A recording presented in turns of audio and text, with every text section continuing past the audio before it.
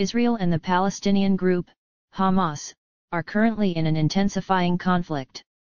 Within just over a day, nearly 1,000 people have been reported dead.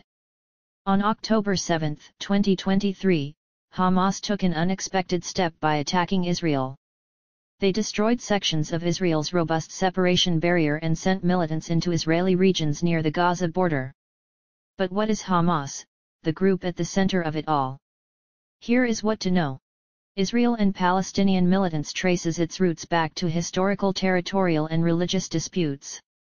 During World War I, Britain took control of a region with a majority of Arab inhabitants and a Jewish minority. Post-World War II, due to increased Jewish migration after the Holocaust, the United Nations decided to divide this area into a Jewish state, Israel, and an Arab state. While Israel accepted this, the Arab side did not, leading to wars and territorial shifts. Israel then acquired territories, including Gaza, the West Bank, and the Golan Heights, which are referred to as occupied territories. Many international bodies view this occupation as illegal. Some Israeli civilians settled in these areas, causing friction as Palestinians were displaced. In 2005, Israel left the Gaza Strip, but maintained control over its borders, airspace, and sea access. Gaza's living conditions are challenging due to blockades, with high unemployment and deteriorating infrastructure. Hamas stands for the Islamic Resistance Movement and in Arabic means zeal. The group politically controls the Gaza Strip, a territory of about 365 square kilometers, 141 sq miles, that is home to more than 2 million people but is blockaded by Israel.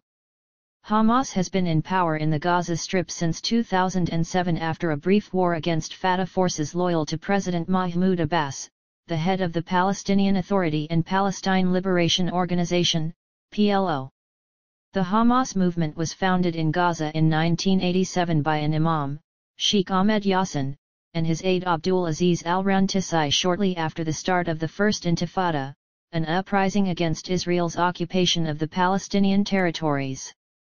The movement started as an offshoot of the Muslim Brotherhood in Egypt and created a military wing, the Izz al-Din al-Qassam Brigades, to pursue an armed struggle against Israel with the aim of liberating historic Palestine. It also offered social welfare programs to Palestinian victims of the Israeli occupation. Unlike the PLO, Hamas does not recognize Israel's statehood but accepts a Palestinian state on 1967 borders. We shall not waive an inch of the Palestinian home soil no matter what the recent pressures are and no matter how long the occupation, Khaled Meshal, the leader in exile of the Palestinian group said in 2017. Hamas violently opposes the Oslo peace accords negotiated by Israel and the PLO in the mid-1990s. It is formally committed to establishing a Palestinian state within its own borders. It has pursued this aim through attacks on Israeli soldiers, settlers, and civilians both in the occupied Palestinian territories and in Israel.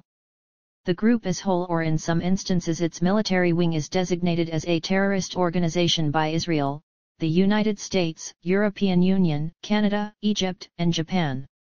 Hamas is part of a regional alliance that also includes Iran, Syria, and the group Hezbollah in Lebanon, which opposes U.S. policies towards the Middle East and Israel. Hamas spokesperson Khaled Kadomi said that the group carried out its military operation in response to atrocities that Palestinians have faced over decades. We want the international community to stop atrocities in Gaza against Palestinian people, our holy sites like Al-Aqsa Mosque. All these things are the reason behind starting this battle, he said. Hamas also called on other groups to join the fight, saying Saturday's attacks were just the beginning. Osama Hamdan, senior spokesperson for Hamas, said that the group was not attacking civilians but rights groups such as Amnesty International have pointed out that Israeli civilians had been killed by Hamas. But Hamdan insisted that the group was attacking only settlers living in illegal settlements, whom he described as legitimate targets. You have to differentiate between settlers and civilians. Settlers attacked Palestinians, Hamdan said. Asked whether civilians in southern Israel were also considered settlers, Hamdan said, "Everyone knows there are settlements there. We are not targeting civilians on purpose. "We have declared settlers are part of the occupation and part of the armed Israeli force. They are not civilians," he added.